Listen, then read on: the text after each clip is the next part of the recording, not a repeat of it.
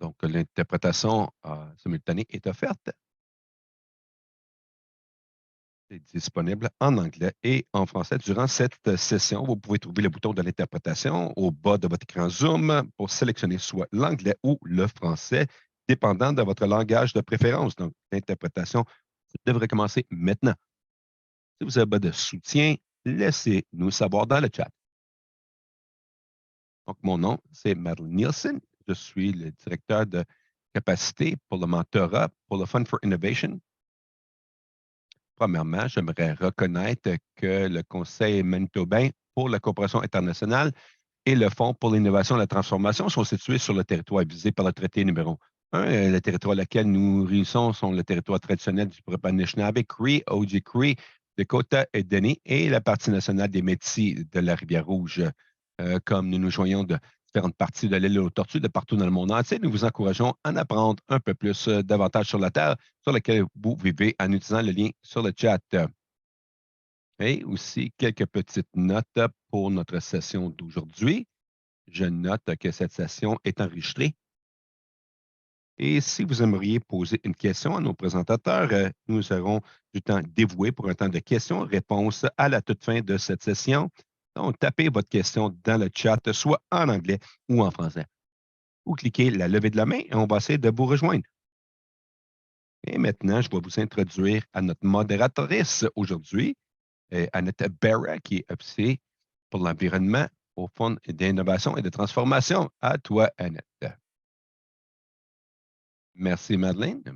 Donc, avant d'introduire nos panélistes aujourd'hui, j'aimerais vous fournir un survol pour l'innovation, aussi connu sur le nom de FIT. Pour ceux d'entre vous qui ne connaissent pas, FIT est un nouveau programme d'innovation canadien relativement nouveau, financé par Affaires mondiales Canada et conçu pour soutenir les petites et moyennes organisations et leurs partenaires dans le pays du Sud. Ils mettent à l'essai des solutions novatrices visant à faire progresser l'égalité des genres et autonomiser les femmes, les filles et les communautés vulnérables. Avant de commencer, vous vous demandez possiblement qu'entendons-nous par innovation? FIT définit l'innovation comme suit. Modèle d'affaires pratique, politique, approche parentaire, technologie, partenariat, connaissances, comportement, mécanismes financiers ou de mode de prestation de produits et des services nouveaux ou améliorés à l'échelle locale.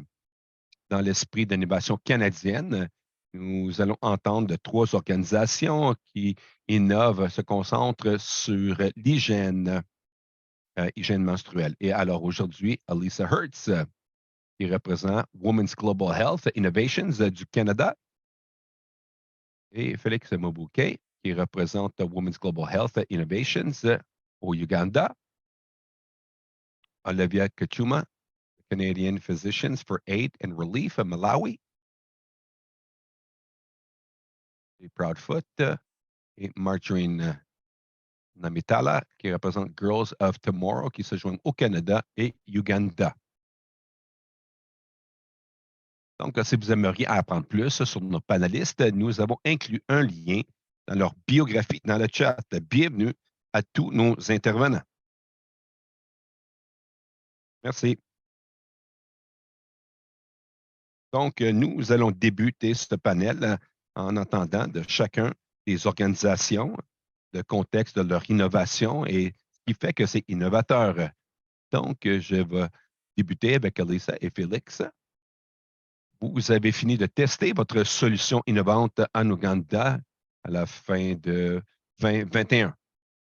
Donc, parlez-nous un peu de votre solution innovante. Et plus précisément, qu'est-ce qui en fait une idée innovante dans le contexte dans lequel vous travaillez?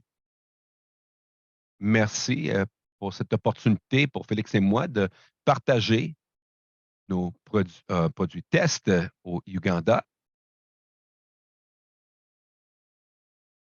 Bon, rentrer dans le vif du sujet, les aspects innovateurs de notre projet, que Félix peut en parler aussi.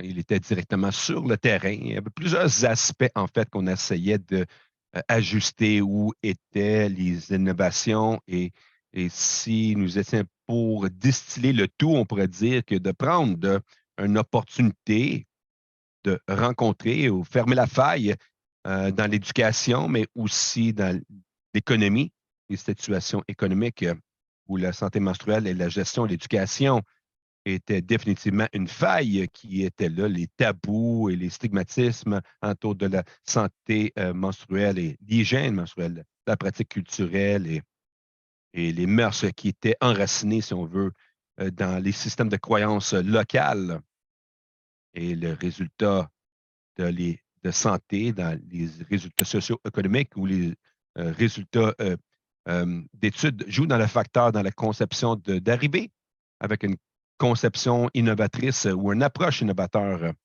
non seulement pour livrer l'éducation, mais un produit qui serait construit sur euh, autonomiser les femmes dans la communauté. Et cela étant dit, de vouloir, bien sûr, que du point de vue que FIT travaille avec prendre en ligne de compte l'autonomisation des femmes ou ce qui a été, quel était le statut à l'intérieur des systèmes de croyance en ce qui a trait à l'économie des femmes et l'égalité qui apportait aussi en discussion l'égalité des genres et des aspects innovateurs aussi pour nous d'avoir cette approche, point de vue perspective communautaire et de ne pas rentrer avec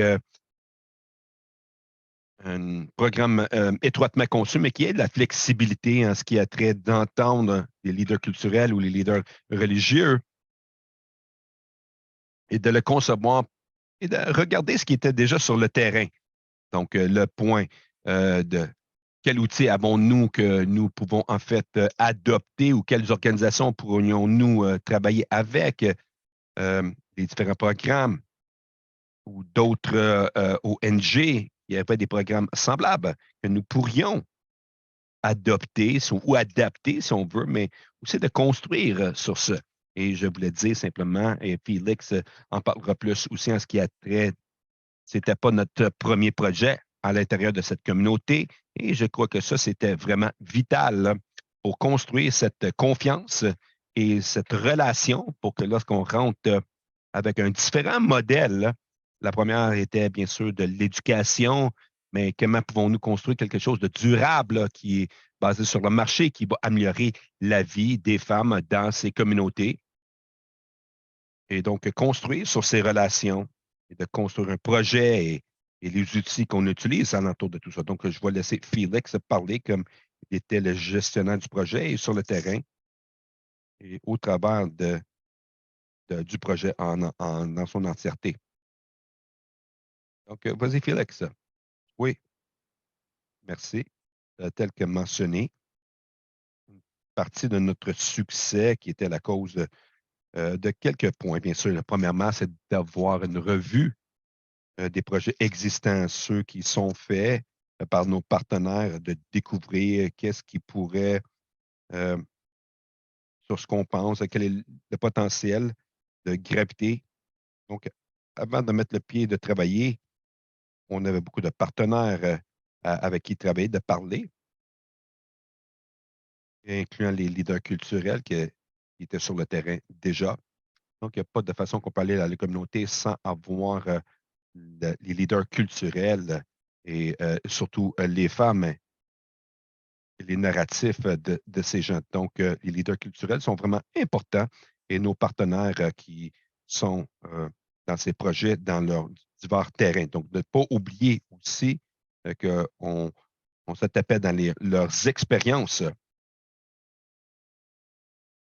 Nos partenaires CARE avaient tellement de moments de groupe qui étaient formés, mais il y avait beaucoup d'informations sur l'image.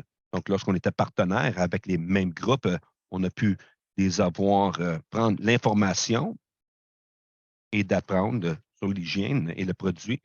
Et donc, ça allait influencer les comportements, de permettre à ces femmes de faire affaire, de permettre aux femmes de supplémenter leur financier Et c'était une clé.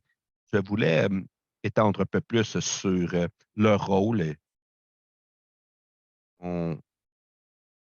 l'engagement qu'on a pu demander des questions, avoir partagé durant notre programme. Déjà, on a un programme radio et on en parle du produit, mais si c'était une influence de prendre des appels de ces gens gratuitement, n'oublions pas que dans les cultures à l'intérieur de l'Afrique, problématique de l'image, les femmes ne parlent pas de l'hygiène ouvertement. Donc, on doit élaborer un peu plus sur la menstruation à la radio et ensuite d'avoir un lieu où ils peuvent appeler pour pouvoir parler de leurs différents sujets. Et c'est correct d'en parler. Ceux qui veulent partager avec leur mari, et ils ont simplement besoin de prendre le téléphone et de parler en privé s'ils veulent. Je veux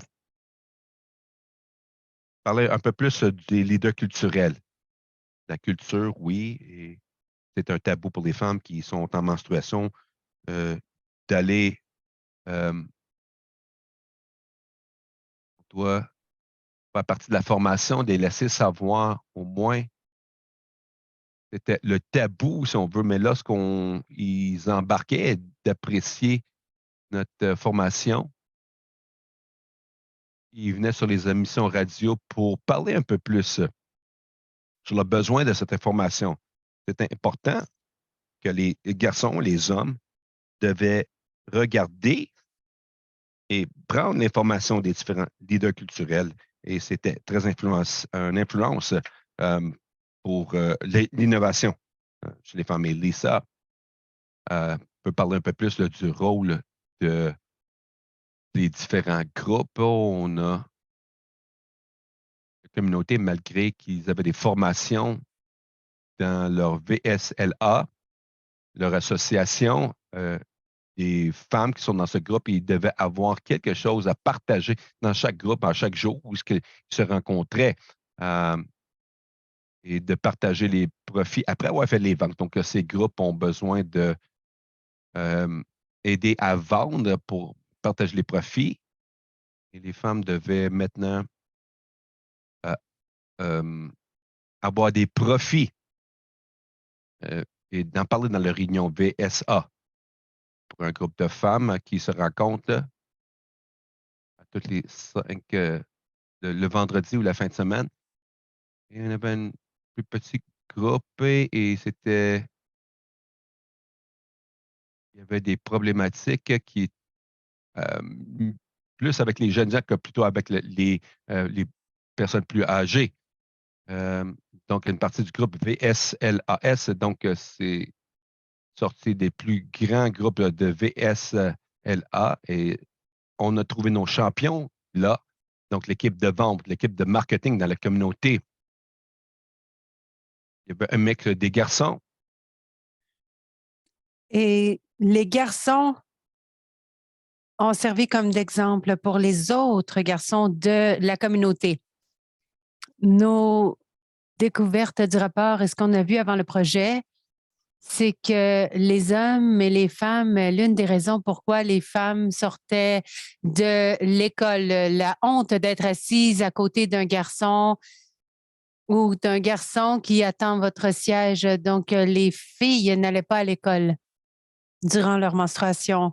Donc, lorsque nous disséminons l'information, ils voient que c'est quelque chose de normal. Les menstruations font partie de la vie des femmes et des jeunes filles. Donc, c'était important de mettre de l'emphase sur le fait d'inclure les garçons. Donc, au niveau du marketing et des ventes, les garçons étaient plus intéressés que les filles. Les personnes préféraient cette information chez les jeunes garçons plutôt que pour les filles. Donc, les femmes ont fait intégrer les jeunes garçons. Il y avait plus de questions. Les questions sont venues des femmes et des hommes et des jeunes garçons pour savoir pourquoi c'était douloureux et différentes questions de ce genre. C'est intéressant et c'est quelque chose dont on a parlé hier. La présomption avec laquelle nous sommes arrivés, c'est que typiquement parce que nous parlons d'une population de réfugiés ainsi qu'une communauté haute, est-ce que c'était la bonne communauté pour faire ce test? Nous avons des réfugiés qui ont participé en tant que champions. Ils étaient formés dans la gestion de la santé menstruelle, mais aussi de vendre différentes pièces de littérature sur les finances et la vente. Donc, on avait présumé que vu qu'on leur donnait des serviettes hygiéniques gratuites à tous les mois, s'ils avaient le choix entre une serviette gratuite ou une coupe menstruelle qu'ils devaient acheter, nous avons été surprises que la coupe menstruelle était la préférence, bien qu'il fallait qu'ils payent. Et certainement, c'est allé contre notre présomption qu'on penserait qu'ils choisiraient le produit gratuit. Alors maintenant, l'hypothèse qu'on fait, c'est que vu que c'est un produit gratuit, peut-être qu'ils pensent que ça a une moins grande valeur. Donc, il y a une question de marketabilité ici, de marketing. Donc, les gens veulent avoir l'opportunité d'acheter parce qu'ils pensent que ça a une plus grande valeur. Mais aussi, il y a une question de choix. Je crois tout le temps que de donner le pouvoir d'achat aux gens peut améliorer leur choix. Donc, est-ce que je dois être obligé de prendre ce qui est gratuit seulement ou est-ce que j'ai l'opportunité d'acheter A, B ou C? Donc, maintenant, j'ai le choix de décider. Et bien sûr, les serviettes hygiéniques, nous le savons très bien, ne sont pas de la plus grande qualité. Elles peuvent causer de l'irritation dans cet environnement très chaud également. Donc, ce n'est pas un choix préférable. Donc, c'était intéressant de voir l'adoption dynamique et précoce de l'achat de la coupe menstruelle, mais aussi au niveau de l'économie, au niveau de au niveau du revenu, ça a été intéressant. Mais toi, tu pourrais peut-être parler au niveau de la perspective économique, donc les économies qu'ils ont fait dans les programmes de prêt. Donc, l'argent qu'ils ont eu de ces ventes et certaines entreprises qui ont pu se lancer dû à cette innovation. Donc, je ne veux pas prendre tout le temps ici. Annette, est-ce que c'est bon? Oui, merci beaucoup, Lisa. Et vous avez vraiment donné beaucoup de contexte par rapport à votre innovation, beaucoup d'informations, de simplement impliquer les leaders locaux et d'entendre leur voix par rapport à l'enjeu de la santé menstruelle et de l'hygiène. Et vous avez fait en sorte que ce soit une innovation dans laquelle tout le monde de la communauté s'implique et aussi d'essayer de se débarrasser de toutes ces idéologies négatives culturelles qui viennent de pair avec la santé menstruelle et l'hygiène. Donc, merci beaucoup. Nous vous reviendrons plus tard pour en entendre plus sur votre innovation. Mais pour l'instant, nous allons passer à Olivia, qui provient de Physiciens canadiens et le soutien pour les Malawi. Donc, si vous pouviez nous donner un aperçu de votre innovation et qu'est-ce qui fait en sorte que ce soit innovateur dans le contexte dans lequel vous travaillez?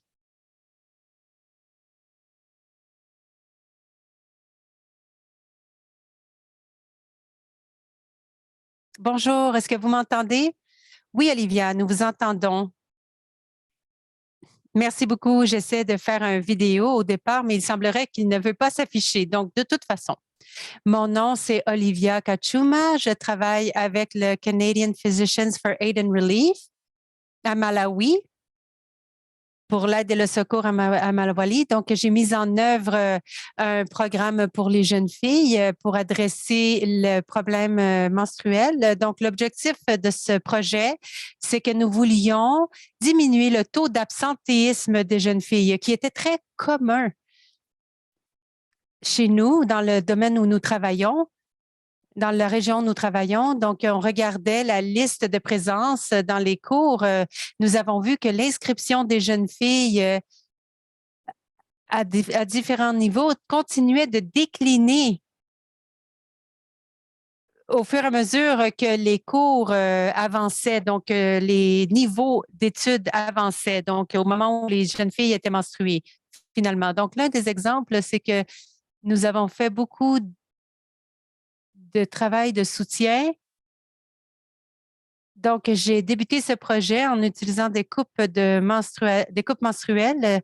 C'était une innovation parce que sinon, autrement, les jeunes filles utilisaient des bouts de tissu qu'ils avaient de leur mère et ça ne dure pas très longtemps.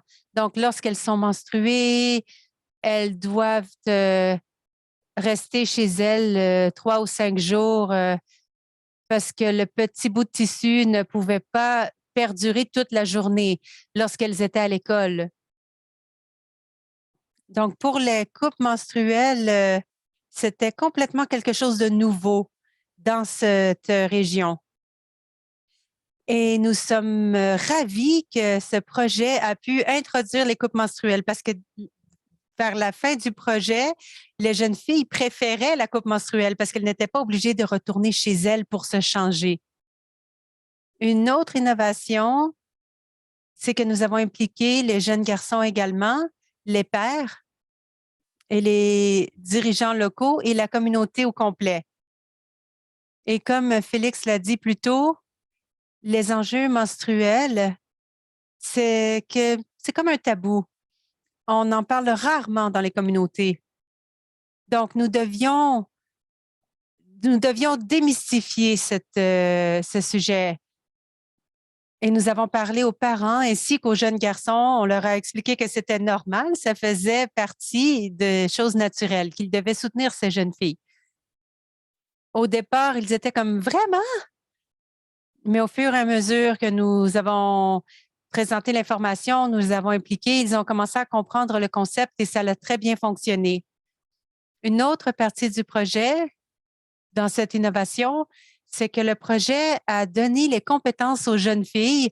Comme vous pouvez voir dans les photos, ces jeunes filles, on a enseigné à ces jeunes filles la façon de faire des serviettes hygiéniques réutilisables. Donc, même quand le projet était terminé, ils pouvaient faire quand même des serviettes hygiéniques, ils pouvaient les utiliser.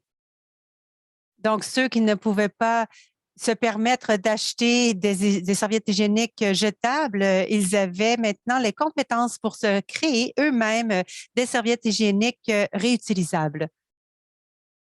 Une autre partie de notre innovation, nous avons fait des discussions éducationnelles, des présentations pour les jeunes garçons à l'école, des jeunes filles adolescentes, ainsi que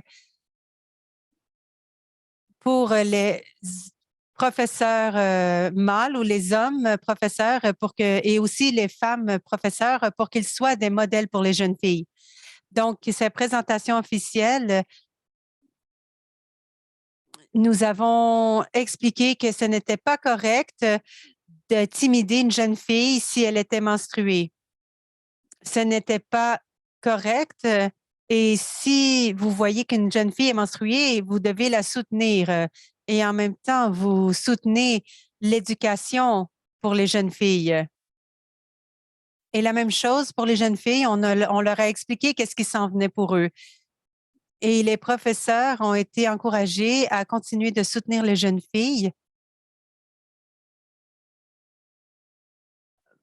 Donc, lorsqu'une jeune fille est menstruée, elle débute ses menstruations, elle devrait être en mesure d'approcher son professeur pour obtenir de l'information parce que des fois, la jeune fille peut commencer à être menstruée pour la première fois durant l'école, durant les cours. Elle devrait pouvoir aller voir le professeur et dire, écoutez, j'aurais besoin d'une serviette hygiénique réutilisable, s'il vous plaît. Donc, c'est ça qu'on a fait. Et aussi, au fur et à mesure qu'on mettait en œuvre ce projet, il y avait certains obstacles culturels. Donc, cette innovation a adressé plusieurs obstacles culturels dans la communauté, mais grâce au projet,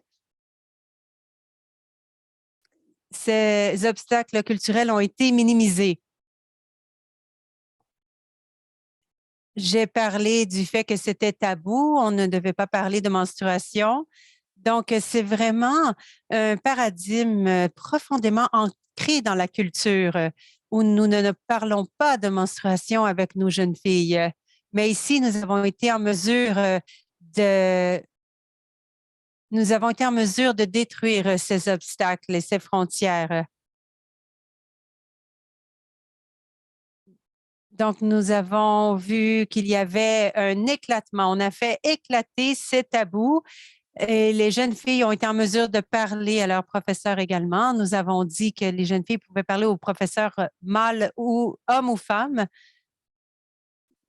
Aussi, nous avons fourni du matériel que les jeunes filles pouvaient utiliser lorsqu'elles étaient menstruées et l'introduction des professeurs modèles qui vont continuer de mobiliser les jeunes garçons et les jeunes filles, même après le projet. Alors, c'est ce qu'on essayait d'atteindre. J'aimerais aussi souligner qu'après tout cela, nous avons découvert que le taux d'absentéisme des jeunes filles a diminué à 14 et il avait débuté à 70 au début du projet. Donc, le pourcentage d'absentéisme a diminué drastiquement dans moins d'un an. Donc, c'est vraiment remarquable comme résultat. Même les professeurs disent c'est un très bon projet parce que maintenant, les jeunes filles ne diront pas « OK, je n'irai pas à l'école car je suis maintenant menstruée ». Elles ont toutes les fournitures nécessaires. Les jeunes filles aimaient aussi les coupes menstruelles. Quand nous avons commencé le projet, personne ne l'utilisait. Le taux d'utilisation était à 0 mais à la fin du projet, le taux d'utilisation des coupes menstruelles était rendu à 18 Et les serviettes hygiéniques réutilisables, le taux d'utilisation a augmenté aussi à 83 à la fin du projet. Donc, voilà, c'est un autre résultat remarquable. De plus, nous avons eu une rétroaction de la part des jeunes filles. Ils ont dit que 96 d'entre elles ont dit qu'elles n'étaient plus affectées par leur menstruation lors des cours. Ça, c'est vraiment quelque chose de gros parce qu'au début, il y avait beaucoup d'absentéisme durant les périodes de menstruation. Et le projet a également permis l'accès aux serviettes réutilisables. Donc, c'est passé de 56 à 83 d'ici à la fin du projet. Et en moyenne, les adultes, chaque jeune fille avait en moyenne 5 serviettes hygiéniques réutilisables. Donc, c'était une exigence minimale du système d'éducation ici à Malawi. Donc, nous pouvons dire que c'est très bien que le projet les a soutenus. Et de plus, on les voit utiliser ces serviettes hygiéniques et on voit que le taux d'investissement des jeunes filles dans l'école a augmenté également. Donc, voilà, c'est notre projet. Merci beaucoup et je vous redonne la parole. Merci, Olivia, d'avoir partagé. Et comme vous avez mentionné, je vois qu'il y a beaucoup de similarités dans l'implication des leaders locaux, d'impliquer les hommes et les jeunes garçons dans cette discussion pour adresser les obstacles au niveau des menstruations dans la communauté. Et vous avez parlé aussi d'être en mesure de collaborer avec les femmes et les jeunes filles dans la communauté pour qu'ils puissent créer leur propre serviette hygiénique réutilisable. Merci d'avoir partagé vos idées. Donc, je vais passer à Lindy et Majel. Donc, nous allons vous poser la même question. Si vous pouviez nous donner un peu de contexte sur votre solution innovante et qu'est-ce qui a fait en sorte que c'était innovant dans le contexte dans lequel vous travaillez? Donc, je vais parler à celle-ci. Mon nom, c'est Wendy et Marjo, ma partenaire à Girls of Tomorrow Foundation, et aussi sur cet appel. Vous allez la voir un peu plus tard. Je crois que cette vidéo est éteinte présentement.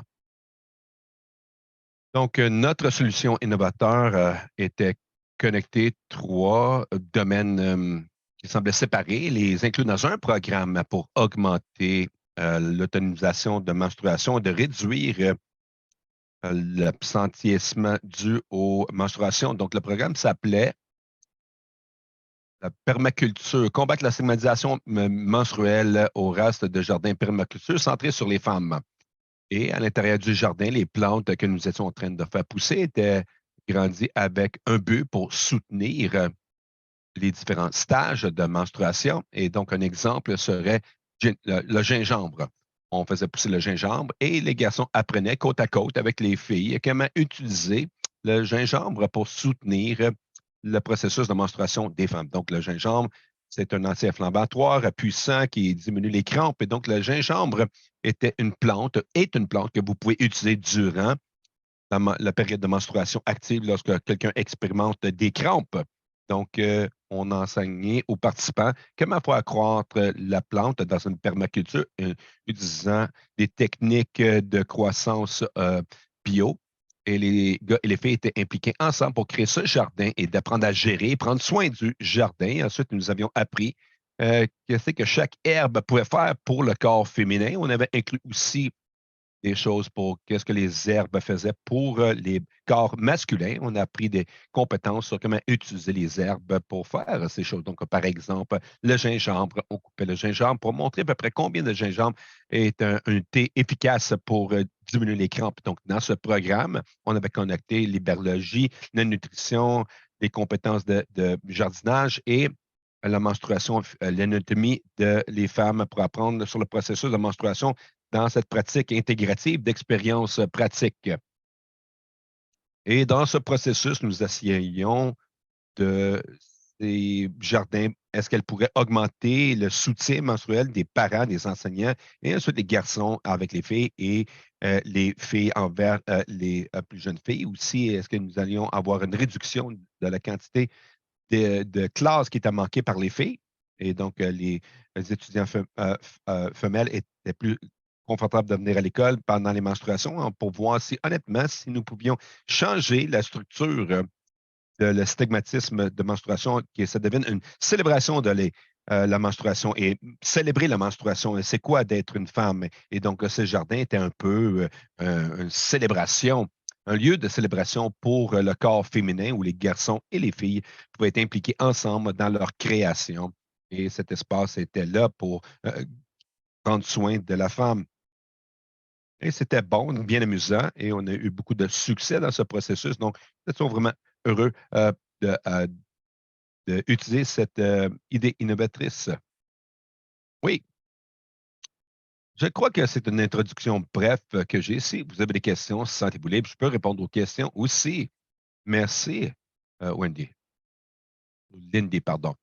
Donc, nous allons avancer. J'ai entendu beaucoup de bonnes choses que tu as mentionnées. J'ai aimé comment que tu as mentionné que ces jardins étaient des espaces pour célébrer les femmes et célébrer la menstruation et d'amener ça comme une pièce d'amener tout le monde dans la communauté, les garçons, les professeurs d'apprendre sur les cycles menstruels et étant donné les différentes nourritures qui aident en fait les femmes durant leur cycle de menstruation. Donc, merci d'avoir partagé tout ça. Nous avons entendu tous les trois organisations et si vraiment on regarde ces trois innovations et pas simplement de fournir une solution à long terme pour avoir accès aux produits de menstruation, mais aussi de séparer les barrières, de briser les barrières sociales et les tabous dans les différentes communautés.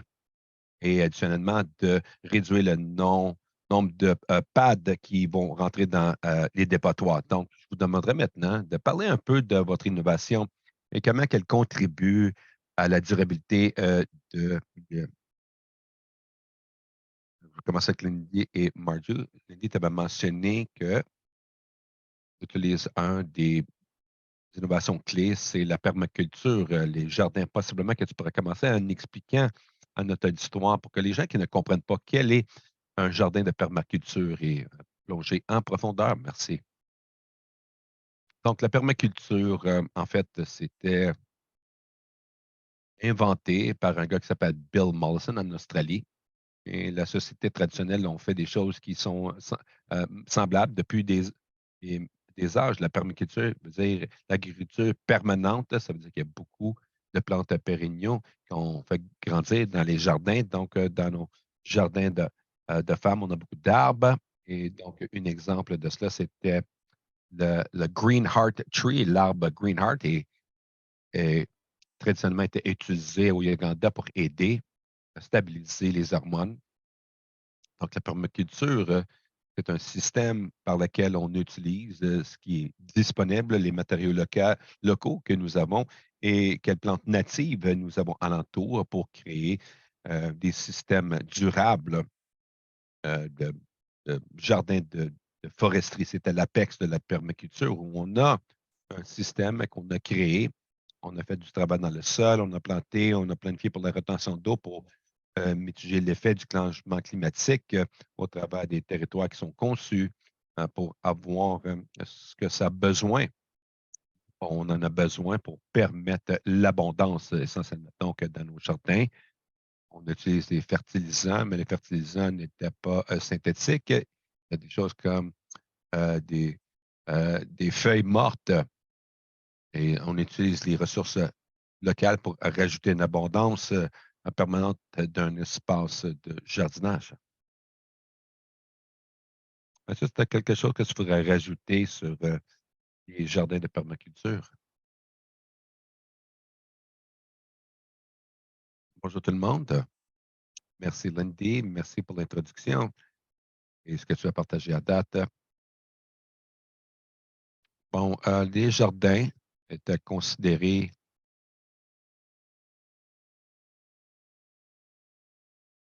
les hubs et d'autres plants qui pourraient être utiles pour la cause durant leur menstruation. Aussi, chaque plante qui a été plantée, on a dû la partager avec les filles, comment c'est planté, la permaculture et la partie menstruation. Donc, considérer la permaculture, on a dû ajouter d'autres éléments, comme dans notre projet. Je te donne un exemple.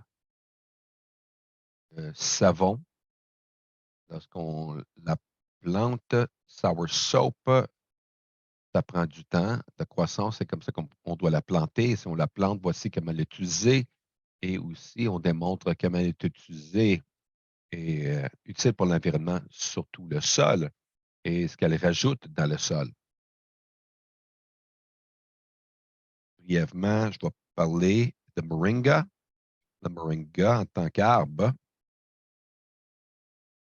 est sélectionné lorsqu'on la plante. On a dû leur montrer à quoi ça ressemble, surtout au début, quels soins on a besoin quand la planter et ce que ça rajoute. Par exemple, ça rajoute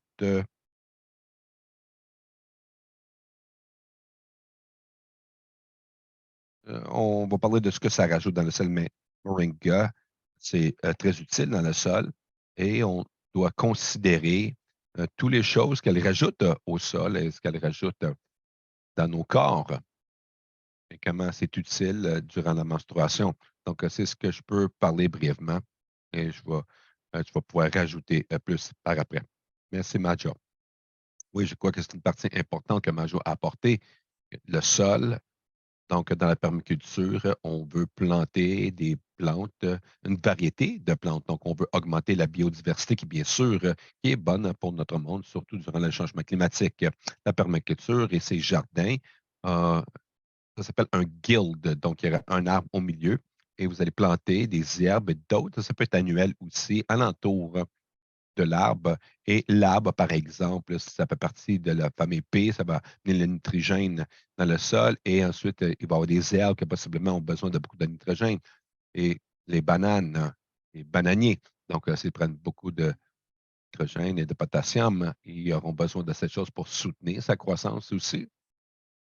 Et ensuite, on rajoute la biodiversité de plantes dans ces jardins pour que, premièrement, c'est bon pour les insectes, c'est bon pour le changement climatique et c'est bon pour assurer que durant le changement climatique, disons, il y en a une qui va échouer, on peut se tourner vers une autre culture et c'était bon pour l'aspect de que c'est pas comme, OK, bon, le gingembre, c'est la seule chose qu'on peut utiliser pour les camps. Non, parce que ça ne fonctionne possiblement pas pour un corps et un autre. Donc, on utilise une variété de plantes et d'herbes dans nos leçons et possiblement trois choses ont fait la même chose, mais une fille pourrait expérimenter avec soi-même, sachant, ah, OK, oui, cette plante a fonctionné pour mon corps, pour les crampes. Donc, la diversité, définitivement, et c'est bon pour l'environnement et bon pour une femme d'avoir des options de comment prendre soin de son propre corps et la nutrition aussi, cette variété dans la diète est vraiment importante pour la santé. C'est intéressant, par exemple, le bananier bananier qu'on a utilisé encore une fois le matériau local qu'on a fait croître dans le soutien de la diversité pour soutenir les bananes et l'eau pour assurer que le bananier avait assez d'eau pour croître. Donc, avec cela, après la récolte des bananes, l'arbre serait coupé et il y en a qui étaient utilisés pour la retention d'eau. Mulch pour s'assurer qu'il n'y avait pas d'érosion de sol, mais aussi on utilisait le bananier pour créer les pads. Donc, les pays avaient accès à utiliser les matériaux locaux pour créer quelque chose qui était utile. Donc, on avait le mulch, c'était coupé. Et donc, c'était la première fois qu'on expérimentait avec ça et c'était vraiment bien. Et on a une bonne rétroaction, un commentaire. C'était le pouvoir de ce projet. Qu'est-ce qui est alentour de vous? Que pouvons-nous utiliser qui est bon pour et qu'est-ce qui peut soutenir la santé de la femme en général? Merci beaucoup. Merci d'avoir apporté cette connaissance. Maintenant, on le sait sur la permaculture et on sait que ça fonctionne ici. Oui, ce serait bon. Donc, quelque chose aussi que je voulais souligner, l'aspect clé d'utiliser les nouveaux matériels naturels pour réutiliser les pads, par exemple. C'est quoi qu'on a trouvé vraiment intéressant en faisant cela. Aussi, ces pads sont compostables. On ne cause pas d'autres dommages à l'environnement. Donc, merci d'avoir partagé ça. Et je vais passer maintenant pour entendre Félix et Lisa sur vos innovations et comment c'est durable à toi maintenant. Félix et Lisa.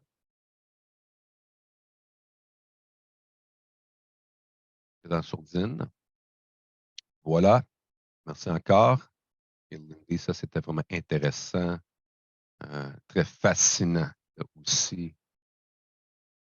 Regarder ce qui se passe dans le sol à Malawi, en ce qui a trait de retourner aux croissances autochtones. En ce qui a trait à l'environnement, c'était central pour nous dans le développement de notre coupe, de vouloir se déplacer, de le plastique de base, les pads, les tampons qui sont utilisés euh, souvent et globalement, en fait, et le fait que tellement de sont mis dans les dépotoirs de ces produits qui sont utilisés une fois, ça peut prendre jusqu'à 200 à 800 années à décomposer sous des conditions normales de dépotoir.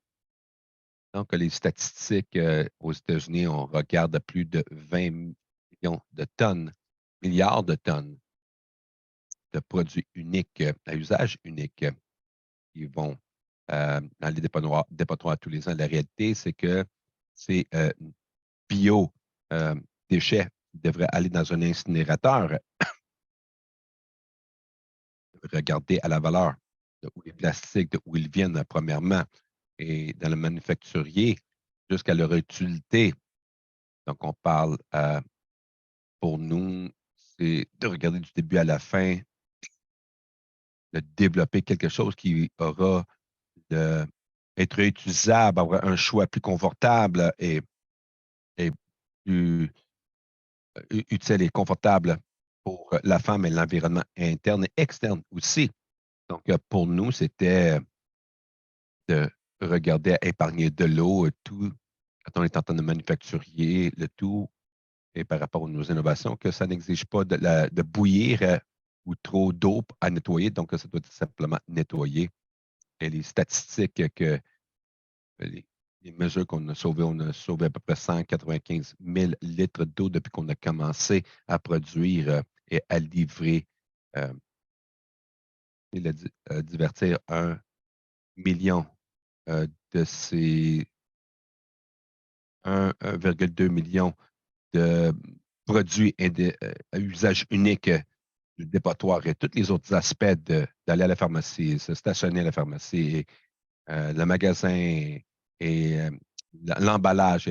C'est tellement tout en l'entour de l'environnement, mais on pense aussi à l'environnement et le micro-environnement d'une école, un terrain de jeu ou des écoles où on a fait un projet plutôt, Pagadinha et Ndalale, de regarder les toilettes et de voir les maîtres d'école de parler de ces produits. Sont là pour être incinérés, mais aucune de ces écoles avait des incinérateurs. Donc, ce qui arrivait, c'est que c'était brûlé, ce n'était pas mis au dépotoir, c'est pas bon pour la toilette parce qu'elle se remplit tellement rapidement. L'équipement qui vient pour vider les toilettes est en train de briser constamment. Donc, les coûts de tout ça, ils ont arrêté euh, de venir vider les toilettes. C'était un problème constant qui était un des éléments clés que les professeurs avaient apporté donc, dans une communauté. Comment on se débarrasse des produits à usage unique. Je continue à retourner à l'incinérateur. C'est vraiment la bonne façon que ça soit incinéré, mais était brûlé dans des puits ouverts. Et c'est puits ouverts parce que c'est basé sur le plastique, ces polymères qui étaient brûlés, qui allaient dans l'environnement. C'est terrible. Lorsqu'on brûle ces produits, il y a des choses qui sont libérées dans l'atmosphère. Donc, je pense toujours, en tant que manufacturier, en tant que développeur, de penser à la chaîne au complet de l'environnement, à l'impact, l'effet que ça a sur le corps individuel, mais aussi sur les écosystèmes dans un environnement d'école ou une ville. I feel like est-ce que tu peux rajouter d'autres choses là aussi? Oui, un autre petit point, les craintes au tout début, à combien d'eau on avait besoin. Et dans mon district, on a des problèmes d'eau. Donc, le problème, c'est que si on pourrait avoir assez d'eau euh, pour laver ces pads ou comment nettoyer les coupes. Donc, cette innovation est venue utile. Tu n'es pas obligé d'utiliser autant d'eau, premièrement pour laver la coupe et d'avoir un peu, oui, à garder leurs mains en sécurité. C'est important de la propreté. Donc, il y avait beaucoup de facteurs stressants que des clients les empêcher d'avoir des infections dans l'utilisation des pads. On leur donnait des pads gratuitement, sans prix, mais comment prévenir les infections. Et l'équipe qui était sur le sol mettait l'emphase sur comment se garder en sécurité tout en utilisant ces produits. Et c'était très utile pour mettre une fin de les problématiques d'infection. Il y avait des infections avec les pads, mais parce qu'ils ne sont pas mis à sécher assez longtemps, hein, parce qu'ils ont la honte de voir, se faire voir, de laver ces pads. Donc, ceux qui lavaient ces pads, mais qui ne les cachaient pas, c'est embarrassant de te voir l'utiliser, ces pads. Donc, les serviettes menstruelles, des solutions étaient données pour ceux qui voulaient aller à la coupe, et qui pouvaient changer d'un produit vers un autre sans problème d'eau et d'infection. Donc, ça faisait partie du niveau d'innovation. Et aussi, pour mettre l'emphase beaucoup de questions sur combien de temps qu'on peut rester avec la coupe opposée à d'autres produits. Et vous n'êtes pas obligé de vous inquiéter autant du coût d'avoir à acheter continuellement la coupe ou le produit. Avec la coupe, vous assurez d'avoir euh, les avoir pendant une longue période de temps et d'avoir, plutôt que d'aller magasiner, de continuer d'acheter et de s'aligner, d'acheter. Donc, je crois que c'est ce qui était le mieux. Ça c'est de l'argent qu'on épargne, qu'on peut épargner pour la maison, le foyer, maintenant qui va servir lorsqu'on épargne quand on achète la coupe.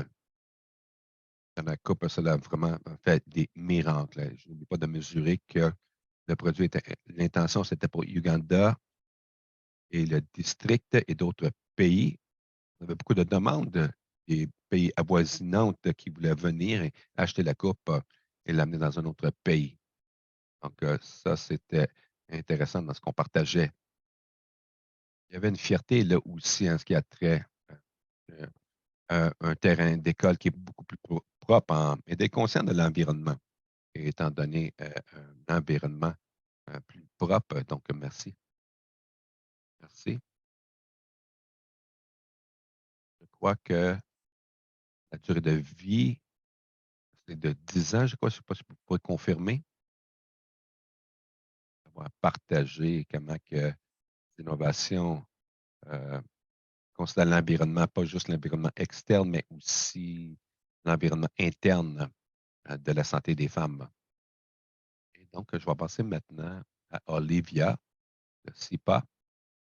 La même question pour toi. Comment tu as vu, comment que l'innovation a été prise en considération l'environnement? Oui, merci beaucoup. Et Félix va partager ses points. Et pour nous, d'inclure l'environnement, le projet a été mis en œuvre dans les écoles primaires. Donc, c'est dans une région rurale. Il n'y a pas d'incinérateur dans ces écoles. Donc, qui veut dire que l'utilisation, les pads utilisation unique étaient, on s'en débarrassait dans les dépotoirs dans les écoles. Et donc, imaginez euh, un, un pad à utilisation, une serviette à utilisation unique doit être changé. Donc, il a manqué 4 jours dans la semaine, et c'est un exemple. C'est comme 8 et on ne sait pas combien. C'est-à-dire que dans les toilettes, on doit les se remplir rapidement.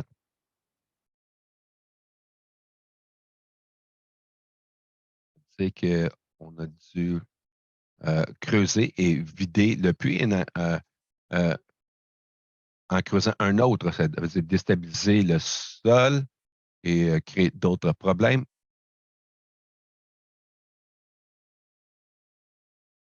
Il n'y a pas de place de change pour des salles pour se changer. Donc, c'est vraiment un défi, mais de rentrer avec les capes menstruelles, les coupes menstruelles,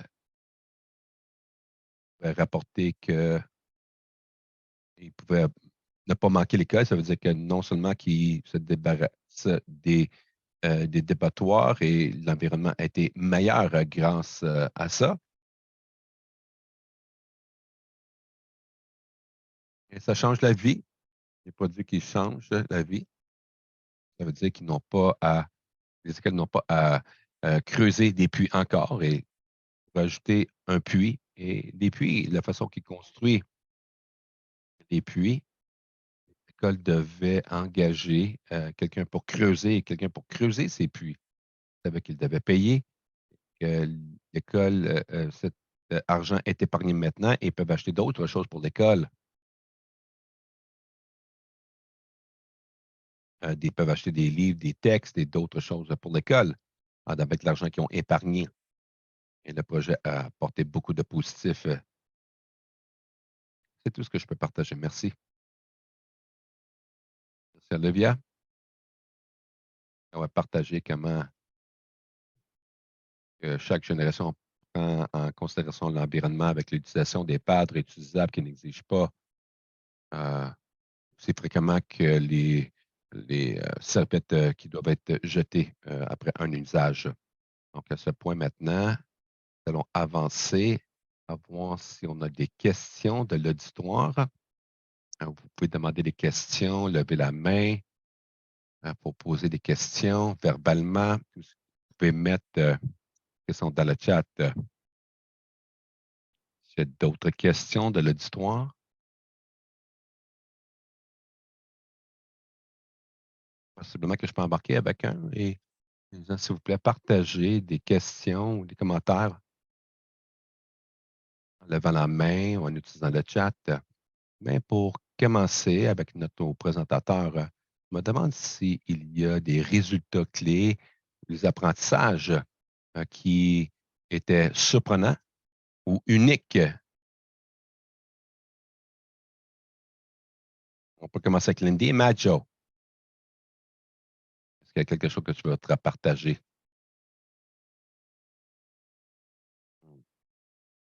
On écrit le rapport et maintenant, c'est comme c'est sorti de ma tête et laissez-moi penser, Majo, qu'est-ce que tu en penses? Y a-t-il des choses qui nous ont surpris?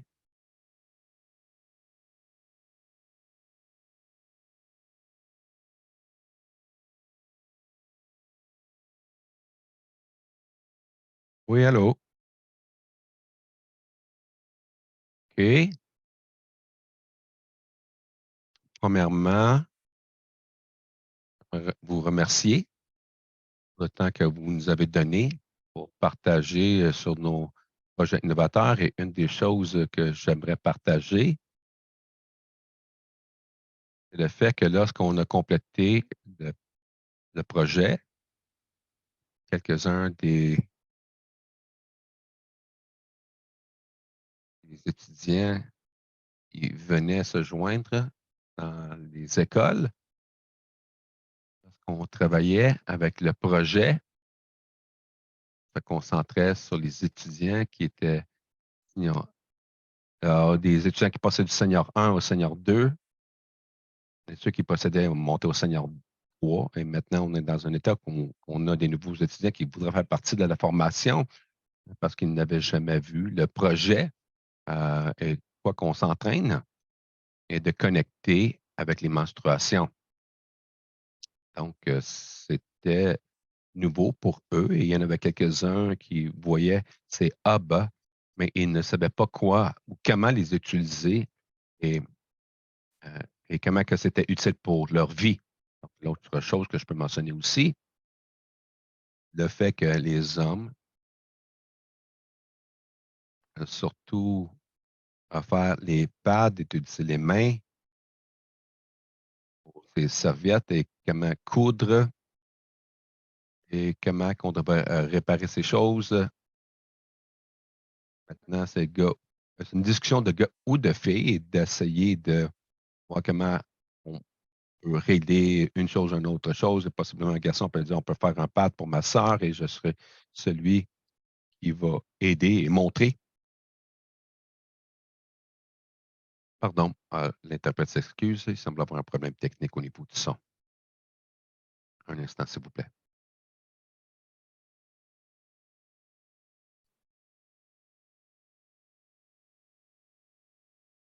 Inaudible pour l'interprète.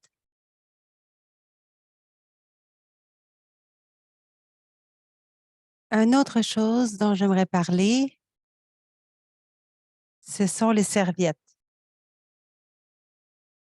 Premièrement, nous avons formé comment... Désolé, allô? Oui, vous étiez en train de couper, mais vous êtes de retour, alors c'est bon. Allô? OK, on vous entend maintenant.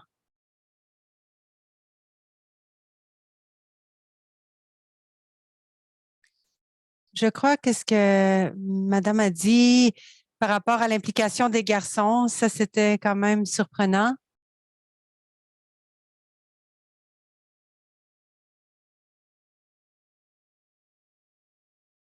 Une autre chose que j'aimerais partager,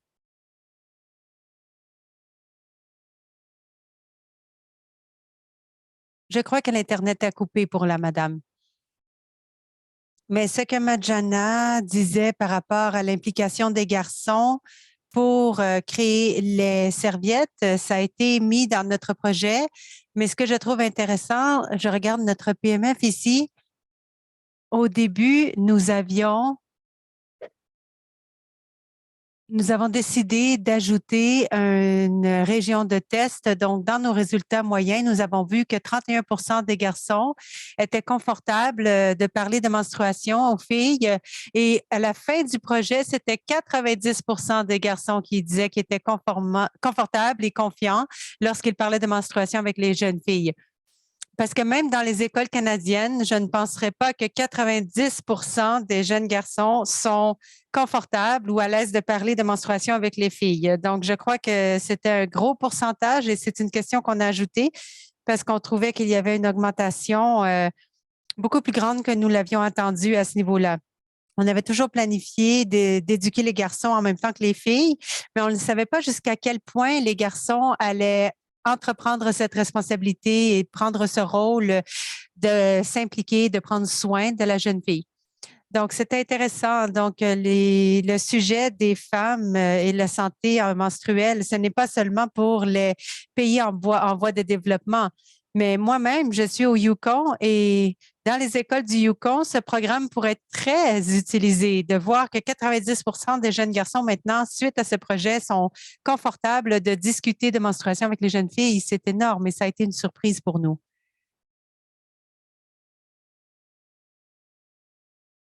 Ah, merci beaucoup, Lindy. Donc, nous avons une autre question et encore une fois, soyez bien à l'aise de lever la main. Vous pouvez poser votre question directement. Donc, il y a une question de Jacqueline. Il est écrit pour les projets qui utilisent du matériel d'autonomisation. Comment est-ce que vous avez proposé votre projet à des parties prenantes communautaires lorsqu'il y a une si grande stigmatisation autour de les menstruations? Est-ce que vous aviez dû obtenir un consentement pour pouvoir avoir ces discussions et ces séances? Et comment est-ce que vous avez approché la stigmatisation culturelle lorsque vous avez parlé de votre projet à différentes parties prenantes? Donc, je pourrais commencer avec Olivia, si tu pouvais nous en parler un peu plus. OK, merci beaucoup, Annette. Donc, ce que nous avons fait, nous avons utilisé différentes étapes. Donc, au départ, nous avons mobilisé les responsables locaux, les dirigeants locaux. Nous avons partagé le projet avec eux pour qu'ils puissent comprendre. Et de là, nous avons passé au deuxième niveau de groupe qui sont nos comités dans les écoles. Nous avons les associations de professeurs et aussi des comités de gestion de l'école. Donc, dans ces deux comités, il y a des parents. Ce sont des structures locales approuvées par le gouvernement et ces comités incluaient les parents et les professeurs. Ensuite, nous avons mis de l'emphase sur la raison pour laquelle les jeunes filles devaient être soutenues durant leur période menstruelle. Par la suite, nous avons passé au troisième niveau où nous avons mobilisé les villages autour des écoles. Donc, les parents, les tuteurs autour de l'école. Donc, vu que nous avons commencé à plus haut niveau avec les dirigeants locaux, les chefs de village, ils comprenaient l'importance du projet. Et par la suite, nous sommes passés au comité d'école. Et lorsque nous sommes arrivés au niveau du village, ce sont les masses, ça n'a pas été difficile de partager avec eux parce que les groupes plus hauts avaient déjà approuvé le projet. Et lorsque nous avons mobilisé les villageois, nous avons utilisé des petits scénarios. Nous avons coaché les membres communautaires qui étaient déjà engagés dans ce projet. Donc, peut-être qu'un membre de la communauté faisaient comme s'ils étaient la jeune fille qui allait à l'école et l'autre personne poserait des questions. Pourquoi tu fais ça? Pourquoi tu n'es pas à l'école? Donc, on a fait des mises en scène. Donc, l'autre personne disait, non, c'est pas bien de manquer l'école. Et ensuite, on demandait au public, pensez-vous ce que ce parent a fait avec son enfant était correct ou non? Donc, il y a des personnes qui disaient, oui, c'est bien. Il y en a qui disaient, non, c'est pas bon. Donc, ensuite, on arrivait à la conclusion, non, non, c'est pas bon de demander à une jeune fille de rester à la maison durant ses périodes menstruelles ou durant ses menstruations. Vous ne lui faites pas de faveur, ce n'est pas correct, elle a le droit d'aller à l'école.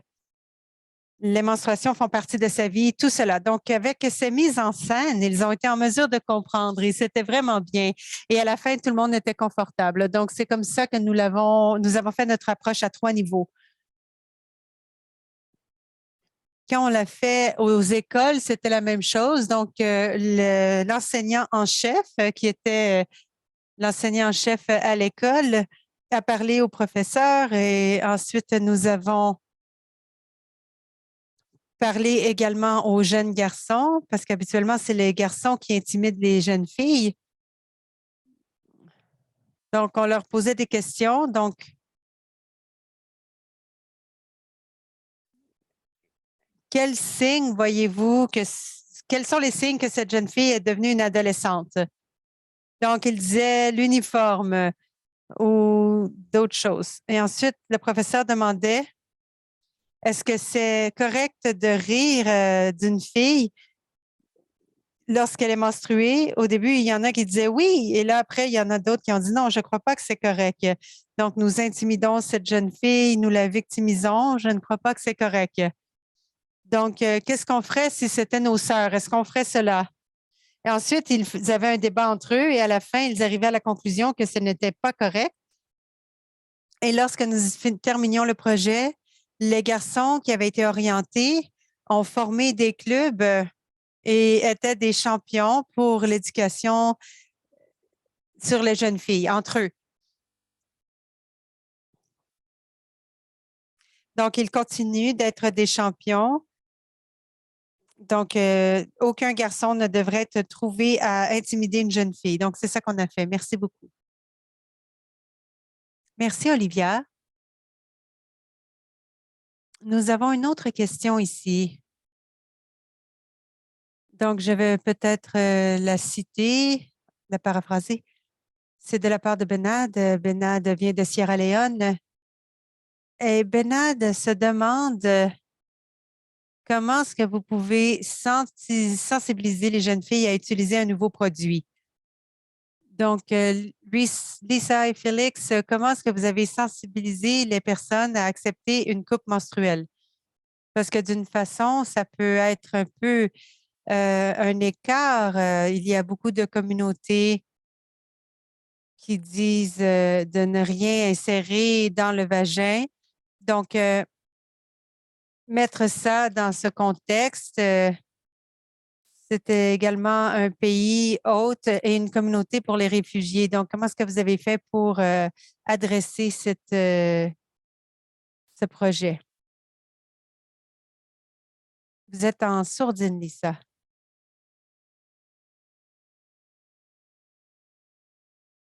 Merci encore. Merci pour votre question parce que c'est vraiment les obstacles perçus qu'on peut voir lorsqu'on veut présenter un nouveau produit. Donc, on vient avec notre perception. Ah, les gens ne voudront pas insérer quelque chose ou la réaction initiale à quelque chose. C'est une question de livrer de façon très sensible, donc de dire que les menstruations sont normales, qu'elles sont saines. Donc, il ne devrait pas être vu comme une maladie, à moins qu'il y ait de l'endométriose ou ce genre de choses. Et l'importance que ce soit compris et que le transfert de la connaissance soit fait en premier dans une communauté ou dans n'importe quel pays, vous devez bien sûr parler aux parties prenantes, aux différents niveaux du gouvernement, les impliquer dans la conversation, les personnes de la santé publique, les leaders culturels, les leaders religieux, les chefs religieux.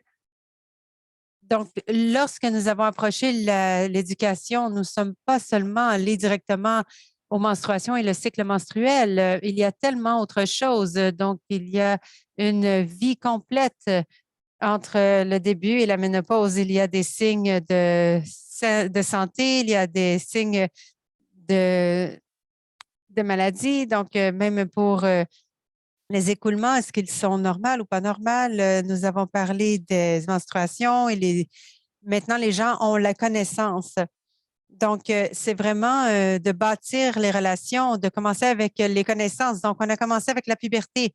On a formé les garçons, on leur a expliqué c'était quoi la puberté, donc ils comprennent. Mais quand les garçons et les filles traversent la puberté, ils viennent de passer à jouer ensemble dans la terre de récréation, dans la cour de récréation, et tout d'un coup, il y a un changement. Et les filles se sentent différentes, les hommes se sentent différents.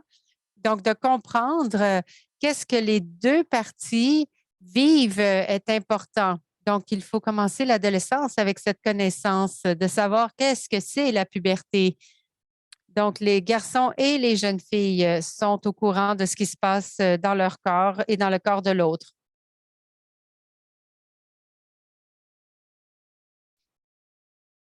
Donc, pour l'utilisation des serviettes hygiéniques, il y a aussi l'Internet. Donc, les gens peuvent aller voir qu'est-ce que je peux utiliser ou qu'est-ce qui est plus confortable. On peut aussi en parler d'une perspective de santé. Par exemple, la vaginose qui est élevée dans les produits traditionnels. Donc, de serviettes jetables ou réutilisables, il y a assez de données maintenant qui disent qu'il y a une augmentation dans la vaginose bactérienne avec l'utilisation de certains produits s'ils ne sont pas bien utilisés. Par exemple, les serviettes réutilisables, si elles ne sont pas bien nettoyées, il peut y avoir de l'irritation aussi. Donc, ce sont des réalités. Et lorsque les gens en sont conscients, cela élargit la conversation à savoir quelles sont nos autres alternatives et quelles sont les recherches. Donc, le vagin n'est pas à l'interne. C'est pas comme si tu peux rentrer dans ton estomac. Donc, de comprendre et d'avoir des connaissances, c'est important, et d'être patient, de répondre aux questions et de parler à la réalité des données qu'il y a une diminution dans les infections vaginales lorsqu'on utilise des coupes menstruelles qui a un effet sur les STI ou le VIH et les difficultés au niveau de la stérilité. Donc, il faut se baser sur les connaissances et faire ça du gouvernement jusqu'au ministère de la Santé. Nous avons travaillé avec les maires en Andromanie. Diamant a même acheté une coupe menstruelle pour sa femme et il en a acheté une aussi pour la femme de son ami également. Des fois, on pense que, OK, ça ne fonctionnera pas dans ma communauté, mais c'était des surprises. On a dit, OK, c'est super, c'est merveilleux de voir ce niveau d'acceptation lorsque la connaissance est acquise et il y a de plus hauts taux d'hygiène et de santé suite à l'utilisation de ces produits qui sont testés rigoureusement, qui maintenant sont disponibles. Oui, je vais vous donner quelques exemples. Nous avions des mesures d'encouragement gratuites pour que les personnes les essaient et ensuite nous donner des commentaires avant que nous lancions le projet dans ma communauté, le produit dans ma communauté. Donc, au début, on a fait une rencontre médiatique. Donc, on voulait que les gens nous fassent un témoignage, comment ils avaient trouvé la coupe menstruelle. Donc, c'était des gens, des mères. Il y avait certaines de nos propres femmes qui ont témoigné. Donc, il y avait des questions par rapport à comment est-ce que je peux insérer cela, comment est-ce que ma fille peut faire ça, est-ce que c'est trop gros pour ma fille?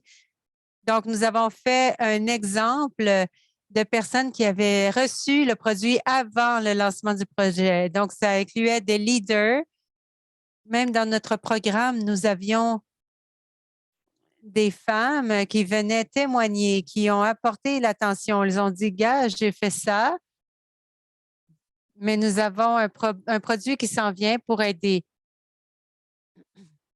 Donc, les femmes avaient utilisé le produit pendant 3 mois et ça nous a donné une stratégie de marketing. Donc, les leaders peuvent l'utiliser, la femme du pasteur peut l'utiliser. Si une docteur, la femme du docteur peut l'utiliser, alors qui suis-je? Moi aussi, je peux l'utiliser. Donc, on a donné des exemples avec des modèles. Lorsqu'on regarde les personnes locales, on a utilisé ce qu'on appelle Fresh Moms. Fresh Moms, c'était les championnes. Donc, c'est des personnes que les filles admirent. Ça pouvait être des musiciens locaux ou d'autres personnes de ce genre. Donc, c'était un groupe qu'on amenait dans le centre de la communauté pour danser au son de la musique, de s'habiller avec des couleurs, les couleurs de la coupe menstruelle. Donc, c'est la personne qu'ils ont vue à la télé, la personne qu'ils ont entendue à la radio qui était là et qui parlait de la coupe menstruelle. Et même pour les personnes locales dans le quartier qui disaient un seul mot, utilise cela, ça va mieux aller. Donc, ces exemples ont amené de l'attention pour les jeunes filles qui avaient peur. On a dit, toi aussi, tu peux l'utiliser. Donc, c'est probablement ça qui a aidé. Merci beaucoup, Lisa et Philippe, Félix, de nous avoir donné ces exemples pour répondre à la question de Bernard. Donc, j'aimerais faire un suivi parce que je sais que Olivia et CPAR ont utilisé les coupes menstruelles gratuites de Innovation mondiale. Donc, Olivia, je me demandais quelle était ton expérience dans ton projet en utilisant ces produits?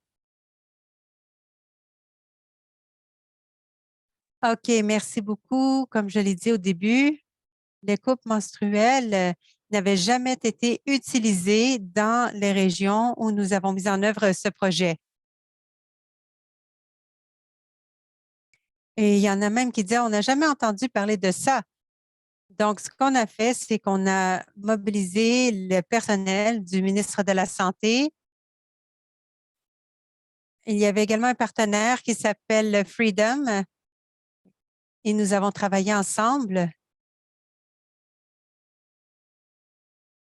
Et nous avons impliqué des mères choisies. On a aussi impliqué de jeunes filles adolescentes. Donc, elles ont été orientées, elles ont été formées. Et les coupes menstruelles sont venues avec un petit pamphlet qui donnait des instructions sur l'utilisation, sur comment prendre soin. Et il y a une femme qui l'avait déjà utilisé, donc elle avait les connaissances, elle avait une expérience personnelle. Donc, elle était en mesure de l'expliquer au groupe. Et nous n'avons pas eu beaucoup de défis et les femmes et les jeunes filles avaient hâte d'utiliser la coupe menstruelle. Nous ne vendons pas les coupes, nous les distribuons gratuitement et la réception a été très bonne. En fait, à la fin de l'orientation, il disait pourquoi tu nous en avais pas parlé au départ? C'est ça qu'on cherchait. Elles étaient très contentes parce que premièrement, elles ne doivent pas le changer fréquemment, ça dure longtemps et ça, c'était un défi. Et deuxièmement, à cause de la durabilité, 10 ans. Ils ont dit, ah, je peux avoir ça pour 10 ans. Pour eux, c'était vraiment incroyable. Elles étaient très contentes. Merci beaucoup.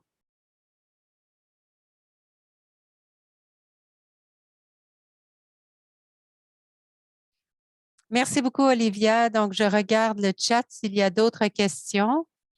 Comme je l'ai mentionné plus tôt, si vous avez des questions, soyez bien à l'aise de lever la main et vous pourrez poser votre question verbalement. Donc, je ne vois pas aucune question. Madeleine, si tu en vois, tu me le dis.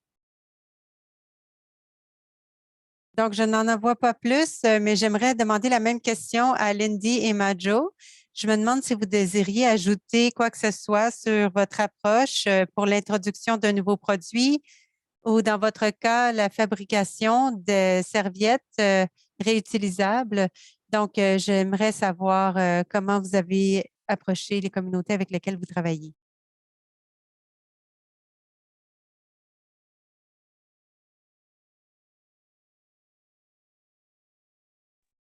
Allô, on avait une situation semblable. Nous avions un groupe de jeunes filles qui n'étaient pas aux écoles.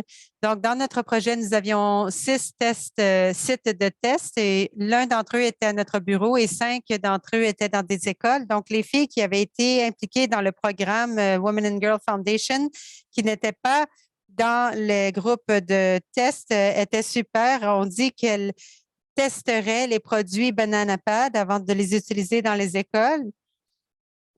Donc, nous avons eu aussi une phase de test pilote. Donc, nous avons également un programme d'autonomisation menstruelle et nous avions fait quelque chose de similaire. On a utilisé les coupes Diva.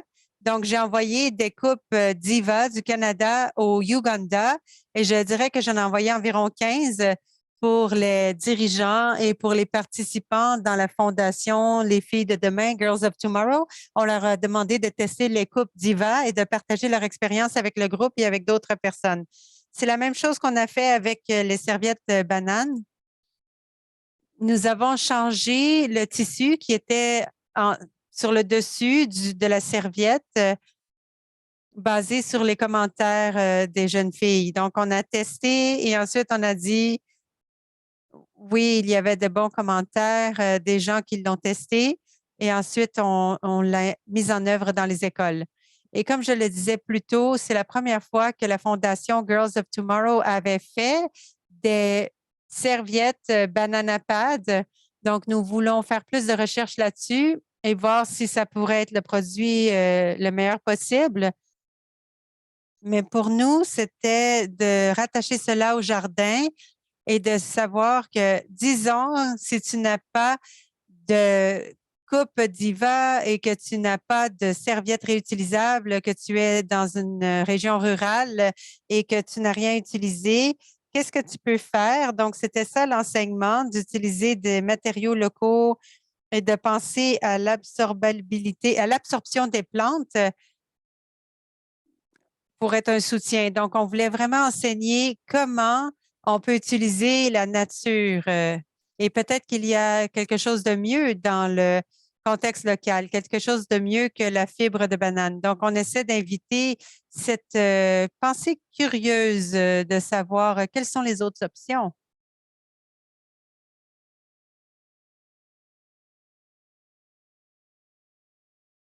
Nous avons également utilisé des dirigeants, exemple comme moi. Nous avons dû tester le produit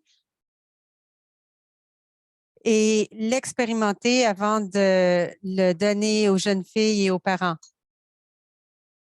Donc, on a dit aux dirigeants de tester les serviettes que nous avions créées et de voir combien de temps ça prenait à sécher la serviette une fois qu'elle était lavée et combien de temps ça prenait pour qu'elle se remplisse.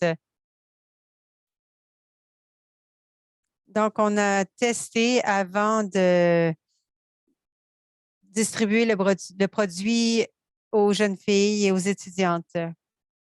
Donc, notre projet pourrait aider les jeunes filles à accueillir les serviettes et les permettre de les utiliser aussi. Et quelque chose d'intéressant que nous n'avons pas expérimenté encore et qui nous intéresse, ils ont parlé de vaginose bactérienne. Donc, quelle est la meilleure façon de faire sécher les serviettes réutilisables? Donc, c'est ici que je me demande si on utilise des savons antibactériens, antifongiques pour nettoyer les serviettes, peut-être utiliser des huiles essentielles de romarin. Est-ce que ça pourrait aider lorsqu'on nettoie les serviettes hygiéniques avec cette huile essentielle? Est-ce que ça pourrait réduire le taux de vaginose? Donc, il y a plusieurs choses à explorer qui seraient intéressantes. Merci, Lindy et Marjorine. Oui, il y a beaucoup de travail toujours qui reste à faire, beaucoup de travail exploratoire. J'ai bien hâte d'en entendre plus sur ce que vous avez appris au niveau des meilleures façons de nettoyer les serviettes réutilisables pour s'assurer qu'elles ne causent pas d'autres problématiques. Donc, merci beaucoup à nos panélistes. Ceci a été une discussion très riche. Simplement d'en entendre parler un peu plus des 3 organisations sur la façon que vous avez créé un espace dans les différentes communautés à Ouganda et Malawi pour la conversation sur la santé menstruelle et que ce soit normalisé dans les différentes communautés. De plus, vous avez amené cette approche durable pour soutenir les besoins menstruels pour les femmes et les jeunes filles dans les différentes communautés. Lisa, je peux voir, avez-vous un commentaire? Je pensais que vous vouliez faire un commentaire. Non, je suis en train de remplir le sondage. Ah, OK, parfait. OK, donc merci encore une fois à tous nos panélistes d'avoir partagé votre travail avec nous aujourd'hui et merci à notre public pour votre participation. Le sondage est déjà lancé, alors on adorerait entendre vos idées, vos commentaires par rapport à cette séance. On vous demanderait, s'il vous plaît, de le remplir pour partager vos idées avec nous. Donc, si vous désirez en apprendre un peu plus sur les 3 innovations et d'autres innovations fondées par FIT, s'il vous plaît, visitez notre site web à www.fit-fit.ca. Vous avez également les différents icônes pour les médias sociaux dans le chat. Nous allons partager l'enregistrement sur notre plateforme ce 19 mai, vendredi, et vous êtes invités à partager ce programme avec quiconque serait intéressé. Merci beaucoup d'avoir été là avec nous. Merci de nous avoir invités. Merci, ce fut un plaisir absolu. Merci. Merci beaucoup. Merci.